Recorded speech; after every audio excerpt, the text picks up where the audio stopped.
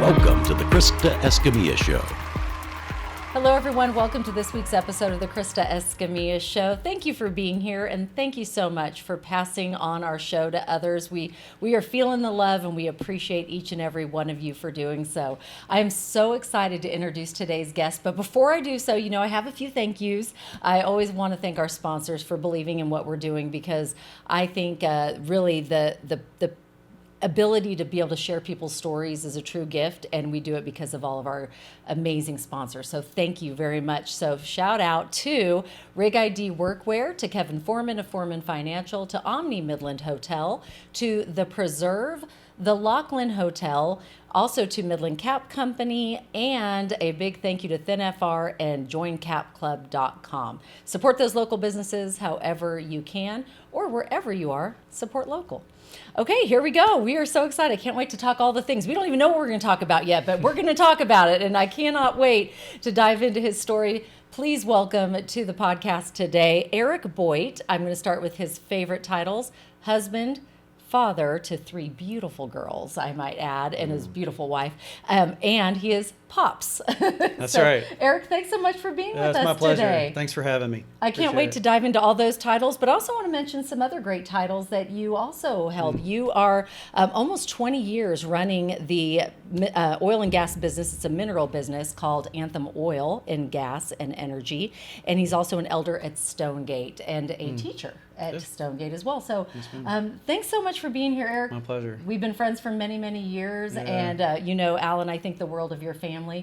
So I want to start from the beginning. How did you get to Midland, Texas? Good question. Well, I was born in Big Spring, lived there for a year, lived in Odessa for a year, then moved to Midland when I was 2. So I grew up in Midland. Oh, wow. This is my home, graduated from Midland High, go Bulldogs. Yes. And went to college, got to play some baseball. And after college, I ended up in Houston, got a job as an accountant.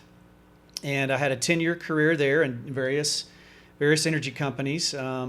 And got married in those 10 years and had my 3 girls in those 10 years. So all the girls were born in Houston. My third employment was with Enron.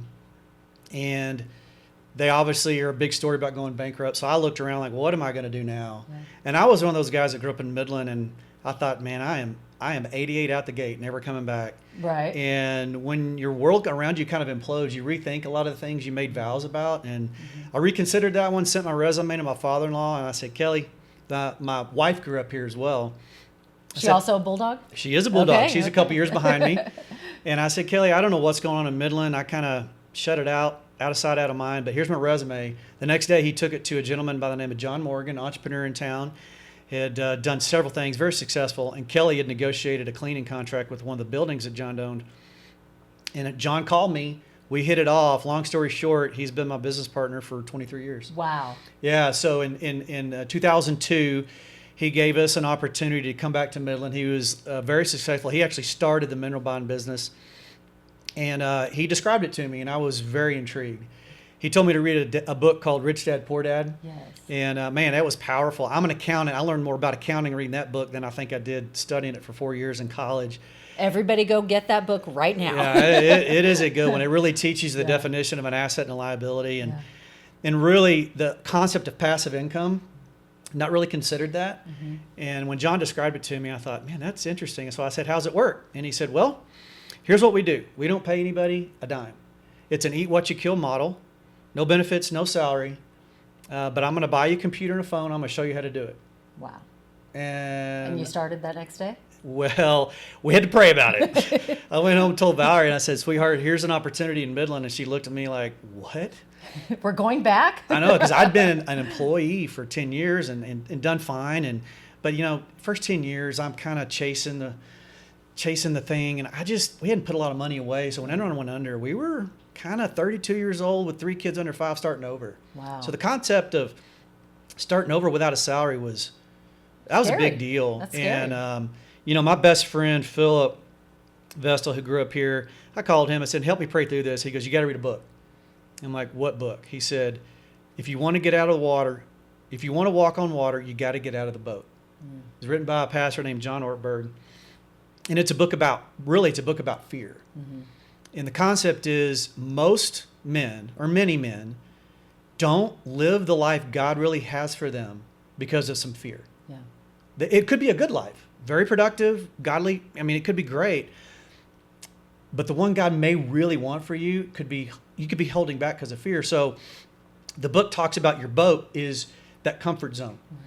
And the concept is, the disciples are in the boat, the water, it's a big storm, and here comes Jesus walking on the water. And only one of the disciples said, Jesus, if that's you, tell me to come to you. That was Peter. And he goes, come. And he did. And that it's built around that story. Now, obviously, if you know that story, Peter gets scared halfway out there and he sinks, and Jesus reaches down, pulls him up. But that book taught me a lot about fear. And I defined my boat as a 2-week paycheck because the thought of not having a paycheck really, it was scary. Right. I had a responsibility for my wife who was not working outside the home, working her tail off inside the home, but my 3 babies. But we both read that book and we sensed God leading us to Midland to completely start over. Move back, quote, home, raise our girls in Midland and start over. And so we did. Wow. So honestly, that's the process of coming home is what I call it. I never had it on my mind.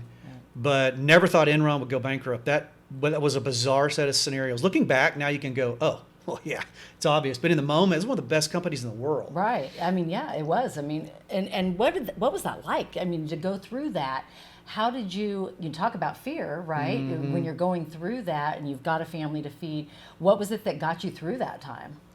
Well, I'll be honest with you. Number one, our faith in God. We trusted that we heard properly. But I'll be honest with you, one of the things that we had to do was say, if we're going to do this, we're going to commit to a time frame. 18 months. One of the other partners is John Norwood, godly man. He said, guys, give it 18 months. We said, okay, that's what we're going to do. Because we know there's going to be hard times. And we're going to doubt ourselves. Did we hear right? Did we make a wrong decision? So we said 18 months. And I'm telling you, in those 18 months, there were a lot of hard nights. I bet. Matter of fact, 9 months in, we're standing in line to get food stamps. We're at the WIC office because I'm out of money. I've got zero. Yeah. And my 2 partners told me, if you ever hit rock bottom, we won't let you starve. So after I left the food stamp office, I went back to my partners who are now my partners. I said, guys, I'm out of money. Here's the deal. And they said, okay, we're going to change up your deal. There's a company that we own. We're going to bring it to Midland. We want you to be the CFO. I'm like, oh, okay. Yeah. Whatever that means. Right. So but they said, how much do you need? We'll pay you. And I added up all my expenses, and I told them I need $4,000 a month. Mm-hmm. So I knew I could pay my bills and put food on the table for that. Right. So that's what I did for about, I don't know, maybe a year and maybe a year and a half. And that was a complete godsend. Right. And because we really did have some periods of doubt and struggle and hard conversations and through our faith. And then also really just, if I didn't have Valerie beside me, believing in me, it could have never have happened. And she's an amazing woman. I wish everyone could meet Valerie. Just a heart of gold. I mean, talk about heart of gold. Yeah, she really is. She's strong. When I needed strength, that's what she was. And when I needed empathy, that's what she was. And so we were a team, and it was not always easy. Many times it wasn't, but just to have faith that God had us where He wanted us, and then have my life partner right beside me. I mean, there's no way I could have done it without it. Let's talk about moving back to Midland, because I love Midland, Texas. Didn't grow up here. Yeah. I moved here, for a job. Thought I was doing my 2 years time, and I was going to move back to where I came from. Right? Yeah. How a lot of people are, but met, of course, the love of my life, and 4 kids later, and love Midland, Texas. What would you say to someone that maybe is in the same boat as you? They've moved away. They may have an opportunity to come back, because I feel like the sentiment to move back home to Midland is stronger now than it's ever been than, say, when you did, right? Because everybody says that. I'm leaving and I'm not coming back. What would you say to someone that's considering it? Yeah, it's a good question. I can say from experience, the community is huge. It is a huge part of who we are. I don't think any of us are ever made to do life alone. Mm-hmm. And not just with your family, my wife and my children, but I'm talking an extended community. And the community in Midland it's just not hard to find. You have to want it. But based on, I lived in Houston for 10 years, and you can hide in that big city. You really can hide. Right. It's hard to find community and that with millions of people around, right? For me, it was. We did find it through our church in both places, but that's one of the things that I sense in Midland. There's a spirit here of community. I love the entrepreneurial spirit of, hey, just going to hang up my name, put a shingle up, let's see what happens. Yeah. I think that's very unique for a town our size. So opportunity. I cannot say that you want to come here for the weather. I cannot say for the way this place looks. But let me tell you just What the heart wind? of it. What wind? Yeah, what wind? What We wind? don't ever have wind. But the heart of the city and the community really is. It's a place I really am thankful we got to raise our children. Honestly, really is. It's a very, I feel it's a safe place. I feel like everyone's looking out for one another for the best interest. And I can't imagine raising a family anywhere it's been a blessing, no doubt. Absolutely. Let's talk about the mineral business. Okay. Yeah. I know nothing about the mineral business. I don't even know. When you say that, I just go, okay. Sounds good. How did you know? Because you made a big switch. You went from accounting to minerals. Yeah. So how do you go about doing something you've never done before? Whether it's, I don't know if someone's going from teaching to maybe nursing, whatever it is, because a lot of people make a midlife switch, right? Or make a early on switch. Yeah. How do you make that transition? And tell us about minerals. Yeah. So the first advice on making a big transition is to get just have wise counsel. That's good. You know, there's a proverb that says, many men make foolish decisions without wise counsel. And fortunately for me, I did seek wise counsel. I obviously spoke to my dad. My dad's an engineer in the business, so he knew about the business. And they had a couple guys at church. But honestly, John Morgan, who presented the opportunity to me, is now and has been for 23 years one of my greatest friends and mentors. And so to have somebody around you while you're starting new that you can trust and has high integrity, to me, that was critical. I knew I could trust John Morgan and John Norwood to lead me, to train me, and they did. They taught me everything I know about minerals. That's awesome. I mean, bar none. They just opened it up. They were willing to risk putting my name on their business card, and that's a huge risk. I mean, you think I took a risk coming? They took a big risk. They didn't really know me. We had an interview process, but that was it. So I think that's the biggest thing is get wise counsel and find really quickly someone who can mentor you through the process. Good idea. So it's a constant learning. So minerals really, it started out in the 1800s when the governor of Texas was doling out land to the ranchers and the farmers and the Scarboroughs of the world or whatever. And he gave them the land and the minerals. Well, the minerals is everything 100 feet and below. Okay. So the surface estate's the first 100. Underneath 100 feet and down to the center of the earth is the mineral estate. Okay. And that's where all the oil and gas is. Right. So these companies like an Exxon or a Pioneer, well, they're the same company now, Diamondback, they'll go out and they want to lease the land to drill. Well, they got to go to the landowner. And originally it was one family would own the entire section. Right. Well, over time, no more ranching in the family. They keep the surface. They sell the minerals get split between 25, family members. Okay. So the mineral interests have been fractured all over, and the people live all over the United States. And so the minerals are what actually hold the gas. The company comes and leases it. They drill it. They extract it. You don't have to pay for the well, but you get a percentage of it. So it started out being an eighth, then it went to a fifth, then it went to a quarter. So you get like 25% of the revenue, just mailbox money. And that book, Rich Dad, Poor Dad, that was one of the primary examples of passive income to go invest in something like that, because when you're asleep, that well's pumping oil. Right. You don't have to actually be there, put in don't the have to be hours. there. You're not trading hours for time. That's and right. money. Yes. That's exactly right. So Okay. that and rental properties This were the sounds two great. examples. Yeah. So very wise man, John, told me to read that book because minerals was part of the really gist of the passive income. Yeah.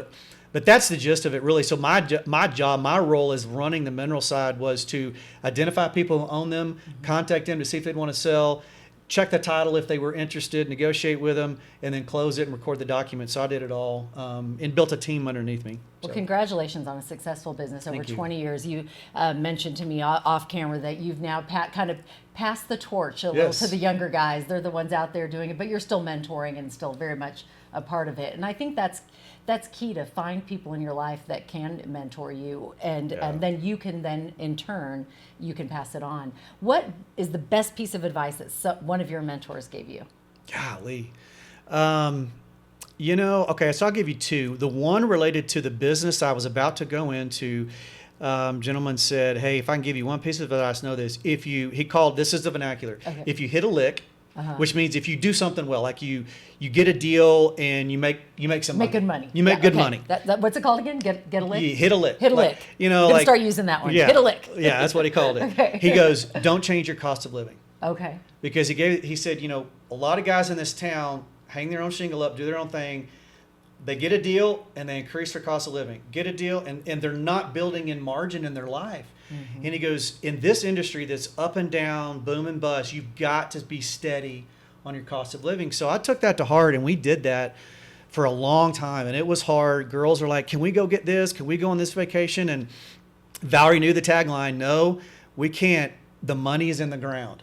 And what that meant was, no, we're keeping our money in these minerals. We're not going to just go increase our cost. And that the girls have that speech down pat. That's smart. And that was really wise counsel, because I think leading up to that point, being in the rat race in Houston, working for companies, that's exactly what I did. Yeah. I'd get a raise, and we'd spend part of the bonus and go on a trip, and I'd get a bigger house or I'd get a different car, and I just chase it. And you just have no breathing room. Right.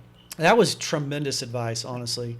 That is great advice for my really business. Yeah, and because we've all been there. We've been in booms and busts here. If you've been here long enough, and we've seen the Maseratis that are driving around, or there could be a big increase in those upper scale cars, which I understand too. You want to reward yourself, right? Sure. So how do you reward yourself without buying the Maserati?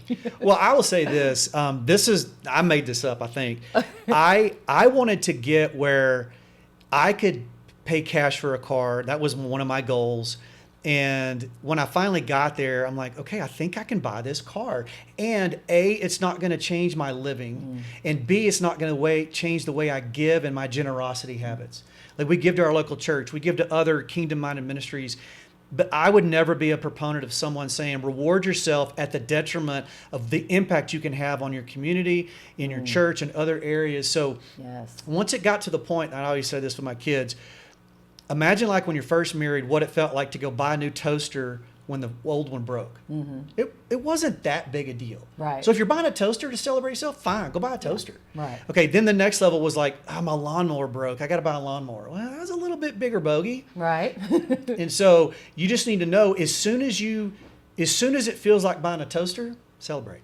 Okay. Celebrate. There's so much in the Bible about, in the Old Testament, God told the Israelites, hey, bring your tithe to me, to the temple. But if you can't, take your first fruits and go to a place and celebrate. Well, what is that? That's a vacation. Right. And go make memories. He literally has that in Deuteronomy. So it's a heart thing. It's between you and the Lord. But that's what I would say is it's fine. I mean, I think God wants and calls us to celebrate his good gifts. And some of those good gifts come in the form of a promotion or a bonus or just getting a deal or whatever. Those are great. Bless and celebrate those. I think that is good. But you can stretch too much and say, I do think I want that Maserati, and all of a sudden I can't tithe to my church, and I can't be generous to my neighbor who's down on his luck. Right. I think you cross a line. I love the way you stated that. That is perfect. I love that. We do something called Quote of the Day, and I'm sitting here today in Midland, Texas with Eric Boyt, and we are talking all the things. This has been so much fun so far. Eric, I cannot wait to hear what your favorite just quote grab is. one of these? You grab one, you read it, and you tell me what it means to you. Okay.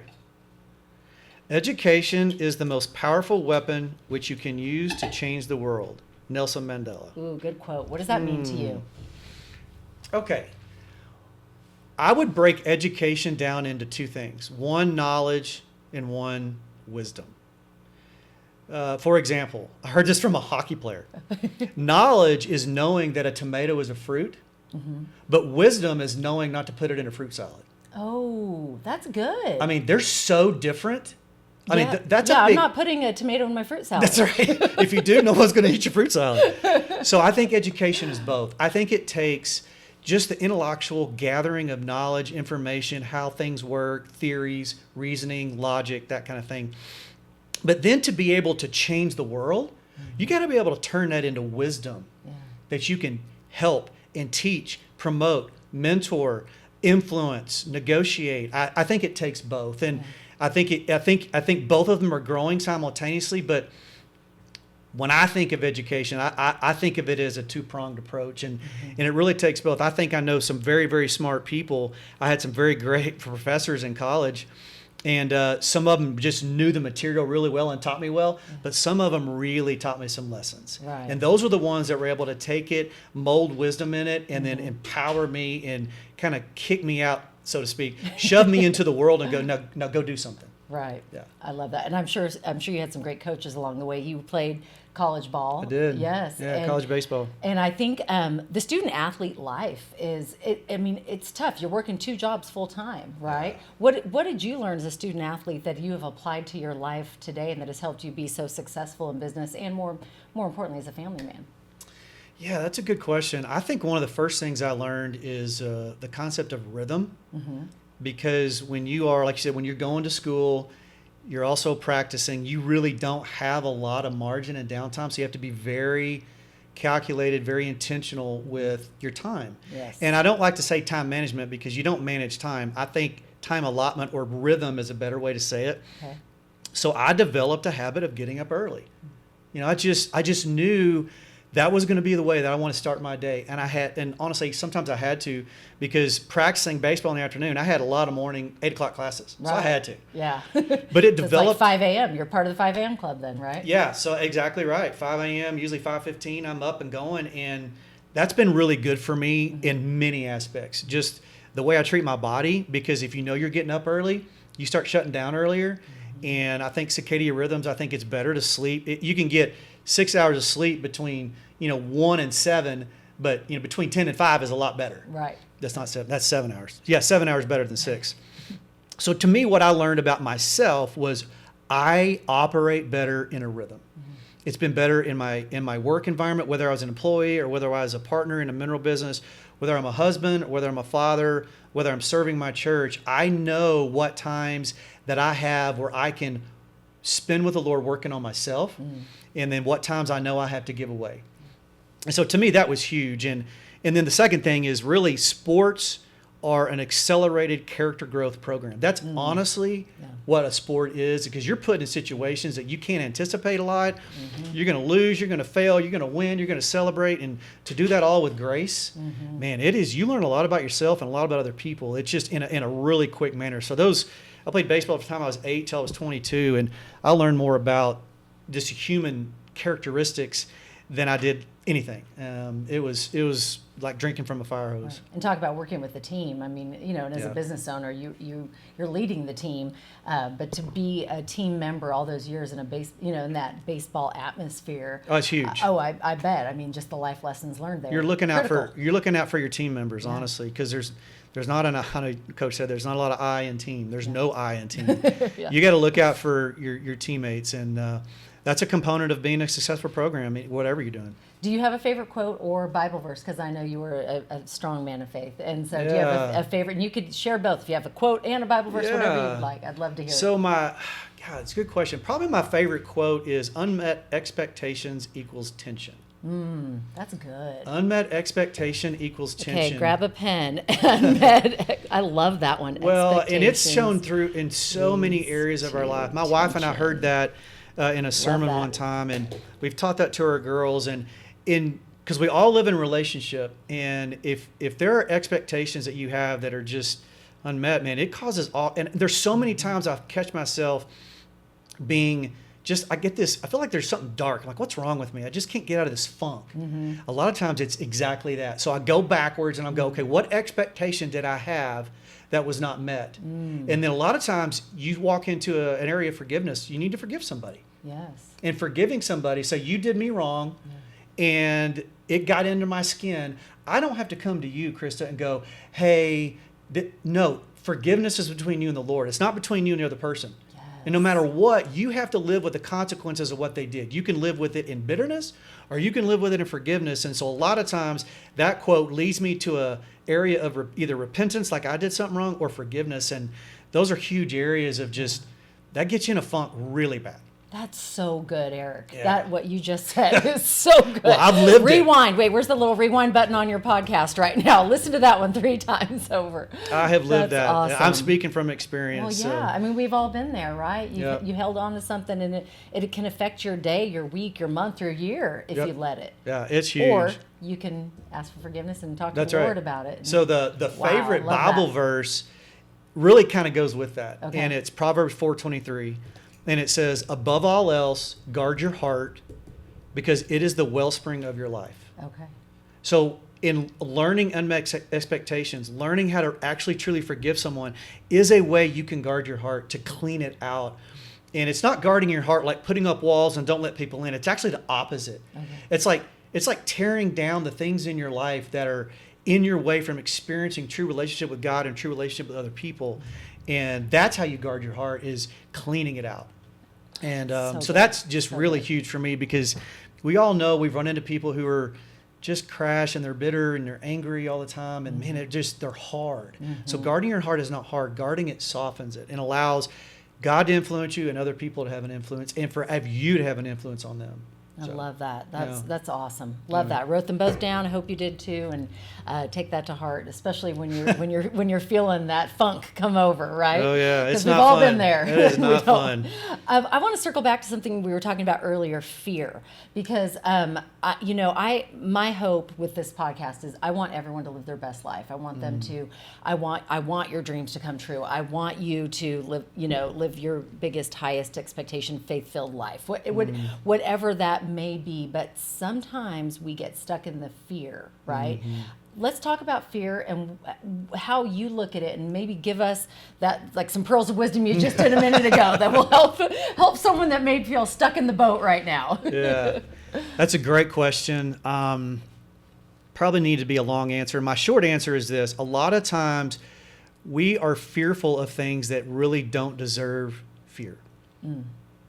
So the Bible teaches us that the fear of the Lord is the beginning of wisdom. And Jesus said, why do you fear anybody who could kill you? You only need to fear someone who could kill your soul. That's only the Lord. And that concept of fear is the reverent awe of someone who created you for a purpose, who has a purpose for your life. And so many times we put our fear on things that don't deserve it. And I think the reason is, we learned this from Freedom in Christ, which is a ministry that just came to us through a dear friend. We've used it in our life. We're doing it at Stonegate.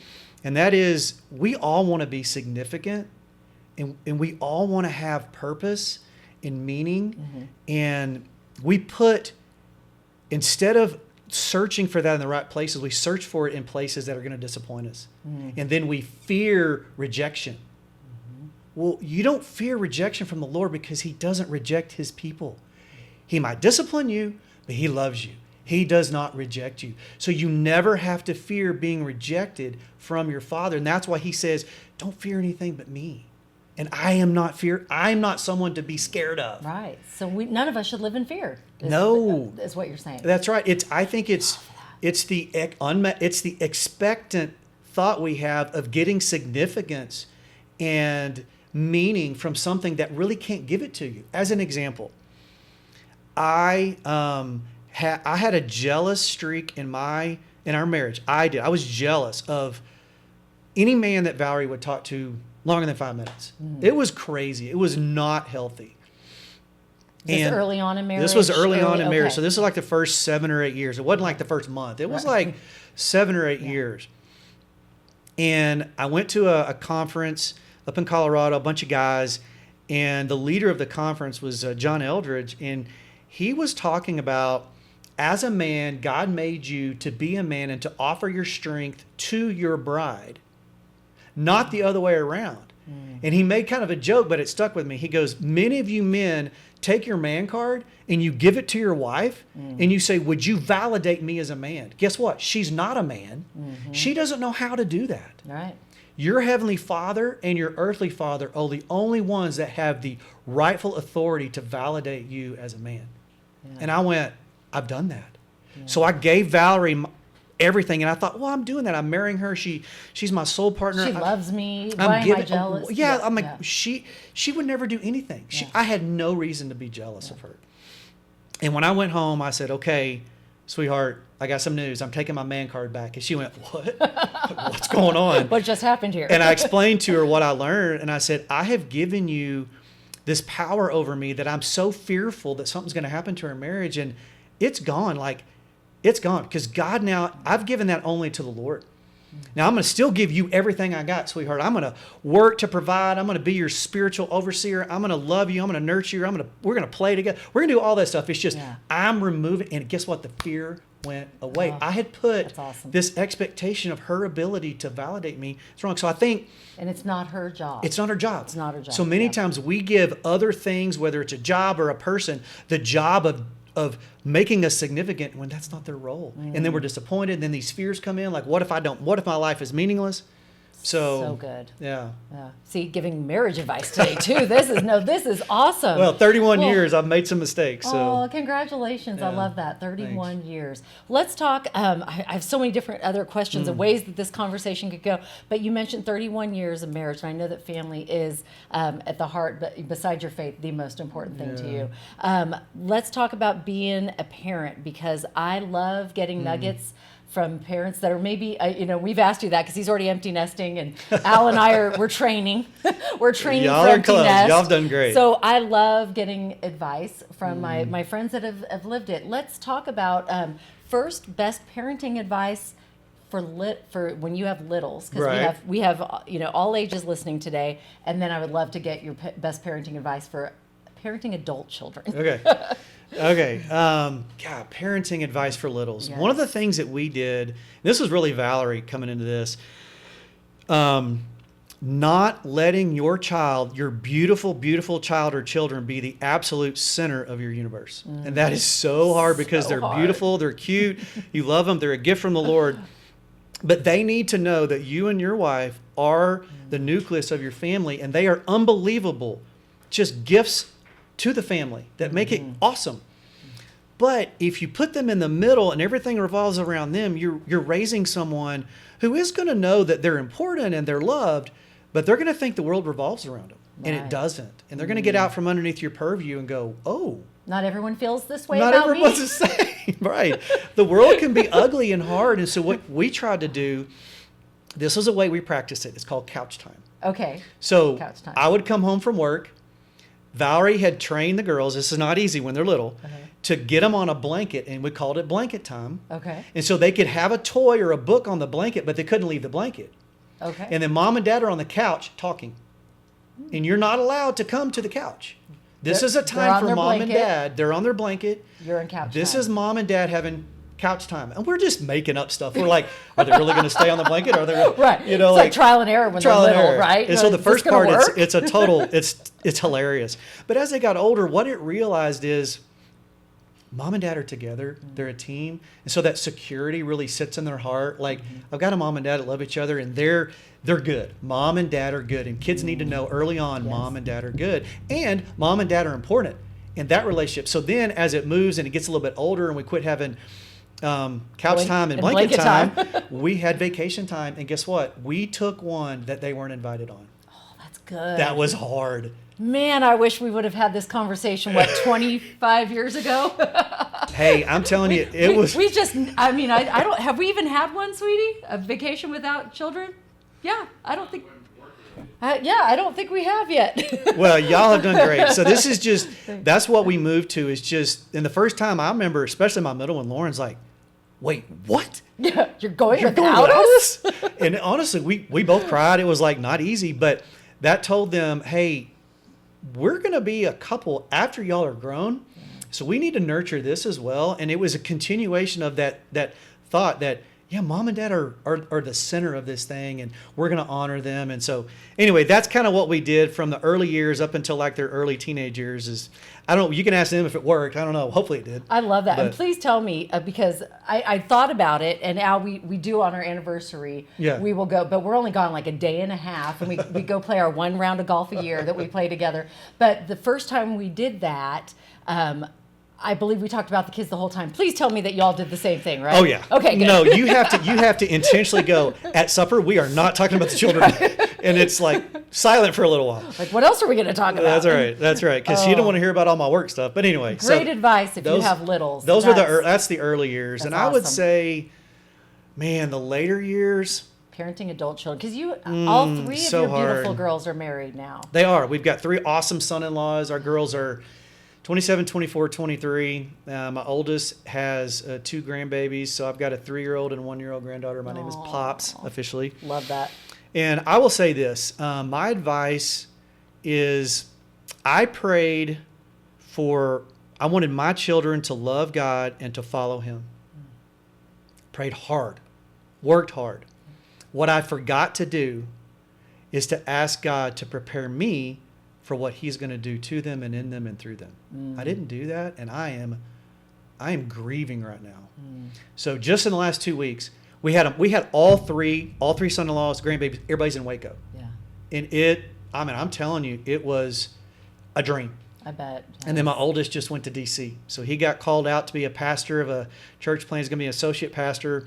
They sought the Lord. And over Which is Easter. Amazing. I'm so proud of them, but I'm grieving. I realized I had not prepared my heart for what I wanted them to do. And I'm like, no, you're supposed to be in Texas. I want to be able to go see my grandbabies on a whim, like in 4.5 hours. And I'm going to tell a much longer story on that. And so listen to the sermon at Stonegate on May 18th. You get the extended version. God really wrecked me and really showed me where I had pride, and that it takes a lot of pride to worry that you think you know how your life should go better than God. You don't think he's going to get it right. That takes a lot of pride. Yeah. And I went, yes, it does. Okay.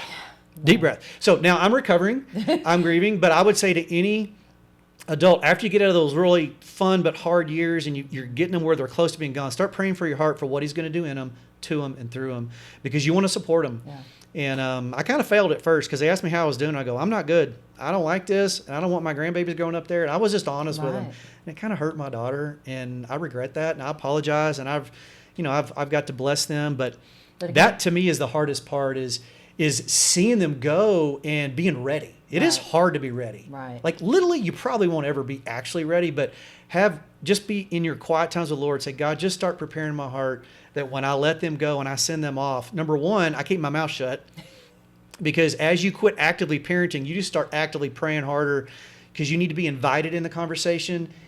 Because if you just interject without the invitation, it really doesn't work as well. Trust me, I've done it. I've read that in the book. It's Parenting Your Adult Children. Keep your mouth shut and the welcome mat open. Oh, I like that. And it's That's a good. Great book. And I That's started good. reading it a few years ago, and I pick it up from time to time as we get closer, and as we are adulting parenting adult children. But it's hard, right? Yeah. Because for the past 18, 24 years of their life, you are their main go-to, right? But now they have their person that is their go-to. That's right. And so if you don't support them, they're not going to come to you with anything, right? That's 100% true. And my wife and I are a really good team together. And so we'll have a lot of offline conversations that we don't have with them. Yes. And just like where we're struggling together. Right. And she's on a trip with a friend, and she texted this morning and go, I'm really thankful that in this season we learned how to just wrestle and cry together and laugh together, because when you send your kids off, you're so excited, but it's a big change. It is a big transition. It's bigger than putting them in a car. As hard as that is to give them the keys to a car when they're 16, letting them go. Yeah. Yeah. It's tough. It's tough. You're right, because there's those moments. There's the giving the keys. There's the dropping them off college freshman year. And then we're not there walking yet, them but walking them down the aisle. I would say those are three major. Huge. Oh, I get, I'm going to get a little choked up just thinking about it. But it's all good, because that's what you pray for as a parent. You want them to be happy. You want God's plan for them. I never thought of it the way you said it. You didn't pray for yourself and how you would manage it and how you would feel. Just to help prepare me. So prepare you. Love that. Great advice. Yeah, okay. Thanks. We are here today in Midland, Texas with Eric Boyt, talking all the things. It is time for question of the day, Eric. Oh, wow. Okay, one more of these. Okay. So this one, you just pull out random, read it, and answer it. Okay. And which card did you get, by the way? Karen. Oh, the caring card, the grow and the caring card. He's gotten two good ones, of course, because of who you are. What does it say? Okay. What is the nicest thing someone has done for you? Oh, good question. Wow. That's kind of hard. That is hard, right? Wow. One of the most influential was when the elders at Stonegate said, would you consider being an elder? I don't know if that's nice, because I think it's nice. That is very. I tell you what, that was one thing that hit me, and I'm like, I'm not deserving of this, but if you guys think I am, I'll do that. I would probably say just being fun. My wife threw me a 30th birthday party, and it was a surprise, and the only one I've ever had. And that was fun. It was a lot of fun, That's man. awesome. I was, for some reason, 30 was really hard for me. Yeah. 40 wasn't, 50's not. I don't know what 60's going to be like, but 30 was hard. I don't know if she just intuitively knew that, but she had my mom and dad. We lived in Sugar Land at the time. My parents lived there. So she had the house packed with our friends from church and work and all this, and walked in. We just ate and laughed and celebrated, and I felt seen and heard and loved, and that was really nice. That's awesome. Sweetheart, thank you. That's a good one. I hope I've told you that. If not, now I've told I'm everybody. sure you have. Now I've told I'm everybody. Sure now everybody knows. That's Yeah. great. Before we jump into favorite things, I want to see if Al has any questions. Al always has great questions. You have any? I guess how he started golfing and Oh, fell yeah. in love with it. We haven't talked about golf yet. Yeah. Oh, okay. Okay, I love that. Yeah. All right, let's talk golf, Eric. When did you pick don't up have your to- first club? You don't have to repeat the question. Oh yeah, in case you didn't know, Al wants to know how he fell in love with golf. Yeah, that's a good question. So I had a set of golf clubs from the time I was real little. Uh-huh. But since I played baseball, for some reason, I thought golf swing would mess up my baseball swing. So I really didn't play much golf. Got out of high school, got out of college, went to work. I didn't play hardly at all for the first 10 years of my work environment. So I was 32 and I moved back to Midland. Yeah, you were climbing the corporate ladder, I right? You didn't have time to time. golf, and golf takes a lot of time. I didn't have much margin. So I got back here in Midland in 2002. In 2005, my father-in-law invited me to play in a tournament. Okay. And it was the Jamboree at Green Tree. And we just basically played it 4th of July and Thanksgiving. And I said, okay, well, how's it work? And he told me it's a 3-day tournament. And they have a shootout on the first day. So it's really a 4-day tournament. I'm like, oh, buddy, I got to get my golf muscles. So what I started doing is I went to my friend Steve Plemons, who owned the golf headquarters now, did at the time. Yeah. I said, Steve, I need a set of clubs. So he sold me a used set of clubs. And I would, 3 or 4 days a week, I would leave my house, go to Hogan Park, buy a bucket of balls at 7 a.m. And just hit balls. So self-taught? Yeah. Just went out there and hit I some just balls. started hitting balls and just fell in love with practicing. I'm like, literally, I made it this game where I had to hit I had to hit 10 6-irons to that pin before I could change clubs.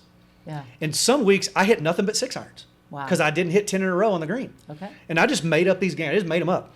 Did you get were you taking baseball drills? Like, was that your thought process? Was like baseball drills, but all applied to You know, golf? I honestly didn't have a thought. No? No, I honestly You're just probably like, I'm just going to go out here and hit some balls. It was probably just the fact that I had eye-hand coordination from swinging a baseball bat so long. I know I was doing a lot of stuff wrong. So we get to this tournament, and we're doing a shootout. Well, that's where, literally 100 people are on the tee box, and your partner hits a ball, then you hit a ball, then your partner, and you're just going down the fairway. I was so scared I couldn't pull it back. I said, Kelly, you're going to have to hit the first tee. So he hit the first tee ball. I hit the second shot. We parred the first hole, and they eliminate half the group, and then the rest of the group goes to the next hole. It's like a sudden death. Oh, wow. I've never heard of that. There's all Sudden kinds of death on a pressure. golf course. I'd be out first hole. It's supposed to be fun. I'm telling you, it's pressure.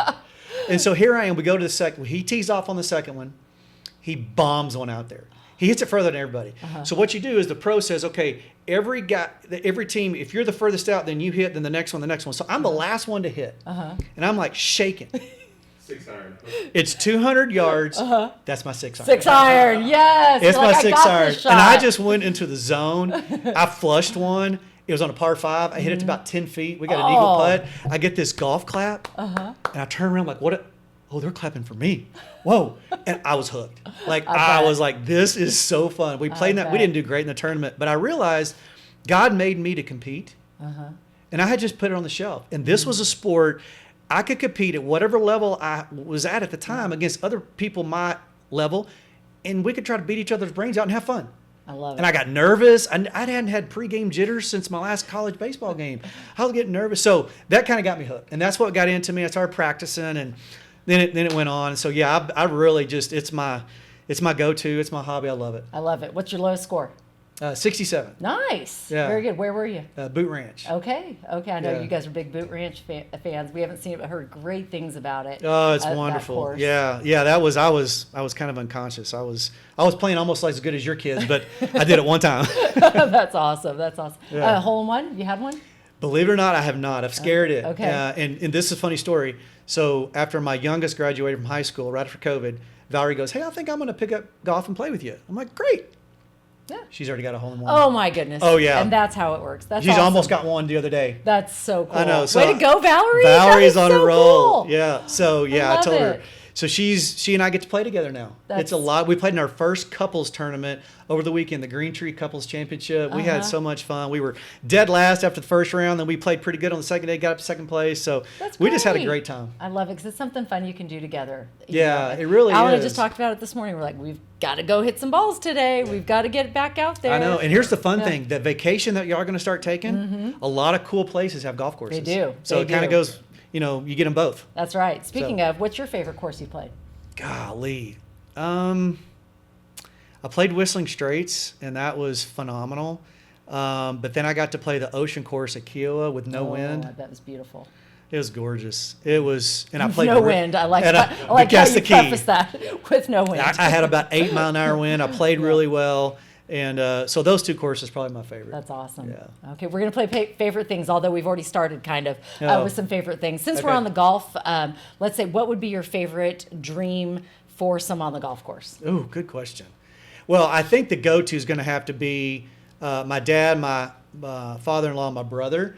So that's going to be the foursome. But then we're going to expand it to 8. Yes. We're going to get Arnie. That was my dad's favorite. Aww. Jack, Tiger, and Scotty Scheffler. Oh, how fun would that be? Yeah, to me, those are. I could watch those guys swing all day and listen to how they think about the game. Yes. So anyway. I love that. Yeah. Those are great. Okay, favorite restaurant here in Midland? Man,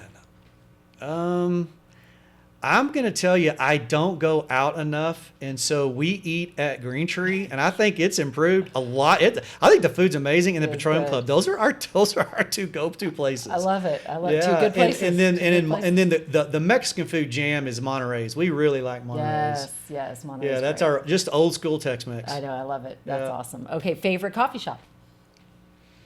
I just started drinking coffee. Really? Yeah. Well, You're because kidding. I've struggled with acid reflux, and the acid in there. So that's to be determined. Okay, so let us know. Yeah, there's one in Waco called Common Now Ground. you can go to all of them. I'm going to try them out. Try them out. Absolutely. That's great. Yeah, so welcome to the coffee club. I'm excited about it. I go to 12 Gate and get their coffee beans, and that's the perimeter is my favorite. So I'm grinding my own beans now. So really, that's why I don't go. I go buy their beans, and I go to my house and make my own coffee. That's now. great. And 12 Gate, if you haven't checked it out yet, It's a Summit Center. Summit Center. It's great. Amazing. Yeah, it's I great. love it. Yeah, love Hunter's the doing a vibe. great job. Oh, and just Summit. I mean, I could talk about Summit Center. Oh. But we're actually going to do that with Christina Lee. Good. She's going to come and talk Good. about it. That place is great. Oh, it's amazing. such a gift to Midland. It really is, right? Yeah, it really is. Speaking of Midland, what is your favorite moment here in Midland? Favorite memory that's been made? Proposing to Valerie in the sanctuary at First Baptist. Aw. And then our wedding. So they were both at First Baptist. I did something that I would not recommend any young man do. Before I proposed, I got her in a car. I took her to all the things that I did when I was in Midland when I was a kid. I think that's cute. Oh, it was boring. It was so boring. I've heard her tell the story I like, bet Valerie thought it was cute. no, she was I bored don't think too. so. She's like, I don't care if that's where you played Little League Baseball. Okay. I mean, she was so nice about it. She didn't say anything. But I think just proposing in my hometown and getting married in my hometown and our home church, First Baptist, that's pretty special. That's awesome. Yeah. Favorite book? I know you've already mentioned several today. Yeah. But, do you have any others like that's just your favorite book that has made the most impact on your life? Yeah. If you want to walk on water, you got to get out of the boat is definitely first. Your Rich Dad, Poor Dad from just a business standpoint is second.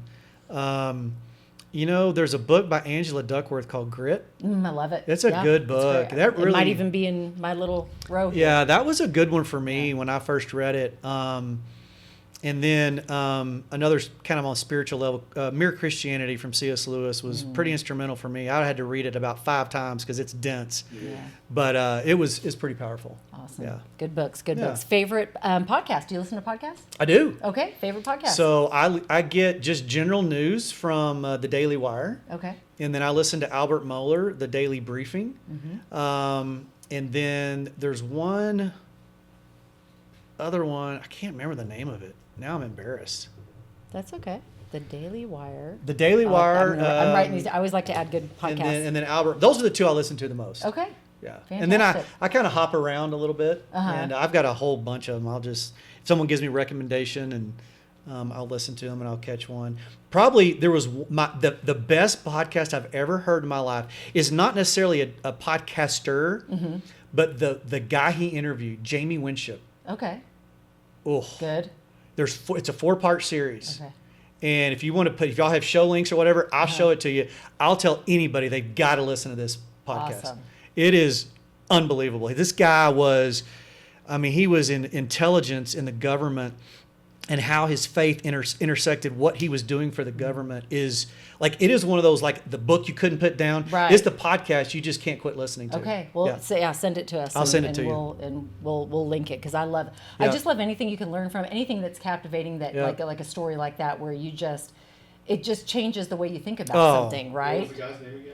Jamie Winship. I'll find the podcast, the guy who actually had him on. But Jamie mentored this young man who's a podcaster and got permission to put a 4-part series on his. And I haven't listened to any of his other ones. His podcast may be great, but those 4.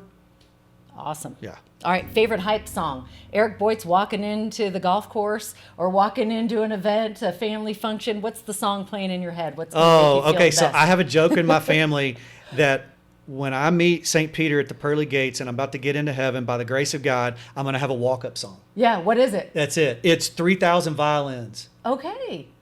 I don't think I've heard it. No. Oh. Do you have it? Okay. Yes, we're gonna play. I do. We're gonna play his walk-up I song do. right now. It's in Were my. walk-up songs a thing when you were playing baseball? Yes. They were. Okay. I didn't know. Especially when you were a junior or senior, when you're an upperclassman. Yes. Oh. It's calm. And you're like, you can just see yourself walking up. Right. There's the gate. There's the book. Right. St. Peter standing there. And then you start tiptoeing. Am I really going to get in? Oh yeah. Am I going to get in? Oh yeah. I see this. And then here comes the angels. You see the angels coming in the background. And then they start singing. And then here it goes. I love it. And you're just like, oh yeah. I love this. It's nothing that I did. It's by the grace of 3,000 God. violins. But that's kind of, I joke with the family. I want that to be my walk-up song. I love that. Thanks for sharing your walk-up song. I can't believe I had an The answer hype for that. song. I'm embarrassed, but I do. No, I'm thrilled, because most people are like, I have to think about it for a second or two. I love that. No, I know mine. That is fantastic. See, now I'm always going to think of that song whenever when Eric's walking up in Green Tree. 3,000 violins is going to be going on. I love it. Okay, favorite fun fact about you that we would not know by reading your bio or from listening to this podcast today. Something you haven't shared yet. Fun fact. Okay, this is weird, but I can wiggle my ears. No way. You got to do it. Okay, let's see. Yep, you sure did. It's weird. I don't know anybody else that can do it, but I don't know why. That's but a great fun fact. Yeah. That is great. Okay, favorite life hack. Something that makes your life easier. God, the life hack. Someone told me one time that your Monday morning starts Sunday night. Yeah. And man, I took that to heart, and I would just start taking notes for my to-do list for the week, and my Mondays got so much better. So really, I implement it all the time, and I think my next day starts the night before. And so what that taught me was stop trying to control the things you can't, because those end up controlling you. Control the things you can. And so what I can control is early in the morning and late at night. And so early in the morning, I get up, that's my time. Right. Even when my girls were still at the house, I would shut my door, and that's my alone time. Yeah. And then at the end of the day, I wanted to control that time to set my tomorrow up better. So that's just something I try to do every day. And I'm not saying I do it perfectly, but it has made a big difference. I love that, because you're right. Because the in-between, we call it our day gets hijacked, right? Someone's It's car easy. breaks down, an employee calls in sick, I don't know, something happens at work that you've got to go take care of right then and there. Yep. You can get caught up in the in-between, Yep. and that really can mess up your day. So I love big that, time. controlling the controllables. That's right. Okay. That's it. I love it. Okay. The next thing I want to talk about before I've got a couple other things before we wrap it up, because I know Okay. your time is precious and we really appreciate sure. you being with No, us you're today. Let's talk a little bit about Stonegate, because sitting here today, and not just today but any day with you, I know faith is the cornerstone of your life, and I really feel like you and Valerie and your family walk it. You not only talk it, that. you walk it. And I want to know why Stonegate is so important to you first and foremost, and then tell us about, you have a very big campaign fundraising going on. Yeah. And so I'd love to share it with all of our listeners today. Yeah, absolutely. So when we grew up in Midland. We were at First Baptist, great church. We came back to Midland in 2002. We went to First Baptist. And in 2013, we moved over to Stonegate. And really for us, Stonegate was, it was the best just open door to the gospel. It's like you walk in that place, it doesn't matter who you are, where you're from, what you're wearing, just come. And man, for us and our children, that was just, at the time, the girls were getting into their late teenager years, and they were able to experience the grace of the gospel with the experience of, there's a lot of people that walk into Stonegate who are coming for the first time. They don't have faith. They're interested. And I'm telling you that growing up in a little bitty Midland, you can shelter yourself away from what the rest of the world can look like. And so for us, it was a godsend just to be able to be called to serve there. And that's what we do. We don't just go to Stonegate. We serve. Right. And we just sense however he wants to use us, we want to serve. And they welcomed us with open arms, and they said, yes, come get plugged in. So for many, many years, we did the youth. And we love serving with young people. And now what we do is we serve in the Freedom in Christ ministry. And I just think And what is that? So Neil Anderson wrote several books, but the concept is most of us, if not all of us, have spiritual and personal conflict in our lives. And Freedom in Christ is a curriculum he wrote to help you alleviate that. So whether you have a conflict between you and the Lord, between you and some other person, that's what it is, personal and spiritual conflict. So stepping into more freedom. So when you become a believer in Jesus, you are free. You are free from sin. You will be with God forever in heaven. But we have a life to live. And we have an enemy that wants to make that life not count. So Galatians says, every day choose to live in the Spirit, not walk in the flesh. So there's a choice we have every day. Even as a believer, I can choose to walk in my flesh, and that may not go well. Most of the time it doesn't. Or I can choose to walk in the Spirit. So we have a daily choice to make. We want to encourage people to make that daily choice to walk in freedom, whether it's freedom from forgiveness, freedom from pride, freedom from there's 7 areas that he identified, and so this curriculum helps you walk you through those 7 steps. Okay, and it has changed our lives. It's part of my personal journey and my relationship with the Lord that I'll have, good Lord willing, for as long as I'm on the planet. So we went from youth to that, and so we just love serving that congregation. And it has not only been evangelical, meaning they want someone to come to Christ for the first time. And so we always have an invitation, but we're also learning now, the reason we're having a building in a fundraise is we are now going to also, not in lieu of, but also emphasize discipleship. So for those who come that already are believers, we want to have places to equip them. And you can do discipleship anywhere.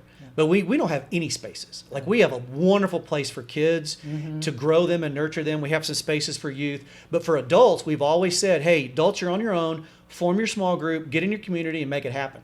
Well, they're doing that. But we want to go to the next level and encourage them and equip them and have places to train them and nurture them as adults. And that's really what this whole building is all about, is just we're going to have a little bit more area in the sanctuary because we are busting at the seams, so we're doing some of that. But we're mainly what we're doing is building, I'm going to call it a discipleship center, just a place where we're going to have ongoing places for people to learn to disciple themselves, to guard their heart. Yes. And there also is going to be a place it's going to be open to the community every day. That's great. So moms can go take their kids and play at a little coffee area. So we want the community, with all that going on at the end of Wadley and the zoo and everything, there's going to be a lot of traffic, and we want to be open to the community to invite them in just to grab a cup of coffee. And stuff like that. So that's what it's about, and we're excited about it. Fantastic. Where can people learn more about it? I believe there's a website. Yeah, stonegatefellowship.com. Okay. That's the main website. It's the project called Stonegate Build. We're not too creative. We're just like, hey, we're building. We're trying to build. And, I love it. Call it what it is. Call it what it is. So we invite everybody to visit there and come see what we're all about. Fantastic. Well, thanks for sharing that with Absolutely. us. Like I said, I knew it was Thanks near for and dear asking. to your heart, and I seen the signs up because that's part of Yeah. our morning walk as we walk to Park and Pray every day. And so I just wanted to, for a Thank chance you. for you to share that with the Yeah, community. we love serving there. My next question is, what if you had a crystal ball of how you wanted Midland to look, say 50 years from now, and feel, and a place that you've given your life to, what would that look like? Good question. Okay, because I enjoy the small town feel, I don't think I want Midland to look like Dallas or Houston in terms of size, but I want it to grow. So here's what I think it needs to look like. It needs to be like that discipleship hub we hope to have in Stonegate. I would love for this. We are basically a hub, if not the hub, of the industry that is the reason we're here, the oil and gas industry. If we could become a sending place. So people come in, they get trained up on life skills, faith skills, and then we send them out. Well, Midland grows. Because they're gonna have just unbelievable memories and built families in this little town, and that's how a little town like this can change the world. So we need to be good at everything. I know Patrick Payton was our pastor for a long time. Then he's our mayor. Now he's president of Green Tree. He's just a leader among leaders. But he often said we need to be really good about what we do above the ground, just as good as we are below the ground. And I agree with that. So all these other little things that we do, whether it's with families, whether it's different things in the community, reaching out across denominations, across political lines, across streets, and just making this community a place that people want to come and get fed. And they are, not everybody stays, as we know, they come and go. But to be known as that place that just blesses people and sends them out to impact the world. I love that. That's a beautiful vision, and I hope it comes true. Me too. What do you hope your legacy is that you leave behind, Eric? Oh, man. All I want to hear at the end of the day is well done, my good and faithful servant. That's all I want to hear. I love that. And honestly, my legacy is my children and my grandchildren. And so if that carries on to them and they say, Pops, you did well. Nothing better than that. I'm going to cry. I'm going to cry on the podcast. That's what it's about. That's okay. Yeah. Cry away. Let's have a Barbara Walters moment. But it's true. I mean, when you think about it, there's nothing more important. I mean, that's what you want. Yeah, my favorite verse in Scripture is that even though Jesus was God, he didn't consider equality with God something to be grasped, but made himself nothing and humbled himself and became a man. And he died, and God rose him from the dead. So just being a servant, he came to serve. And so I know that's what I'm called to do, is serve. Yeah. So that's what I want to hear. You served well. Well, you definitely have served well, and you have a servant's heart, and it comes out in every word you say. Yeah, it really does. Thank you for sharing this time with us today. I cannot Absolutely. tell you My how much pleasure. it has meant to Love me this. and to I love what y'all are Al and doing. to our family. Is there anything coming into this podcast that maybe you were like, oh, I hope we get to talk about that, or oh, I didn't get to share my favorite movie. I forgot to ask you your favorite movie.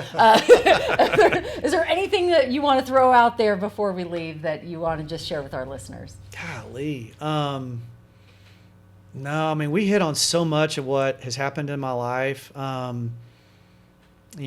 Favorite movie is Build It and They Will Come.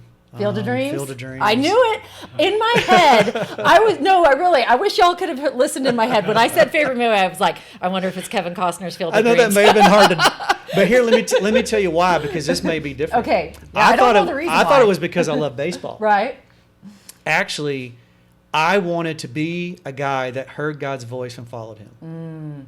Now, the movie is not about God's voice. That's a better answer than I love baseball. But, yes. I mean, when Costner's sitting in the field and he hears Build It and he's looking at a bunch of corn, he's like, are you crazy? Yeah. And he did it. I just asked God in the moment, I want to be that guy. Right. And so over my life, I've had opportunities to obey. I hope I have obeyed. But I think when I dug further into that movie, that's really what I gravitated to. Well, and you're right. That's what it's about. Be obedient. Be obedient and listen. Yes, listen to the Lord. Thank you for your time today, Eric. This has been so much fun. Al, any final questions?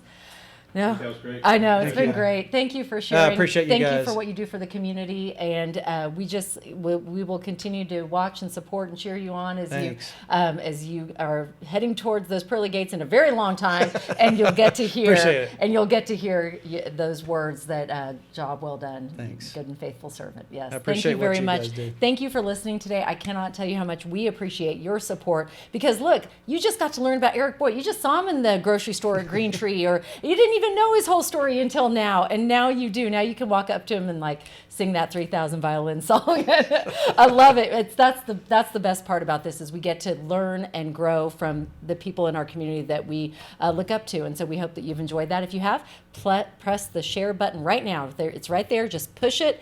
Share it with someone you love that could listen to his story and learn from. And finally, thank you to our sponsors. We cannot thank you enough, and we wouldn't be able to do a show without you. So thank you to Omni Midland Hotel, to Rig ID Workwear, the Laughlin Hotel, the Preserve. Also, a big thank you to Kevin Foreman of Foreman Financial, ThinFR, JoinCapClub.com, and Midland Cap Company. We appreciate you. Of course, we love all local businesses. So wherever you're at, support local. That's where it's at. We support local. You're supporting their family. And so I know it means a lot to people. And finally, we hope that you take something away from today and it makes your life a little bit better, maybe made you smile today, and just keep doing the good. We're all about sharing the good news of Midland, Texas, and we've done that today. So thank you, Eric. My pleasure. Don't forget to dream big, believe, and never give up. You make it a great day.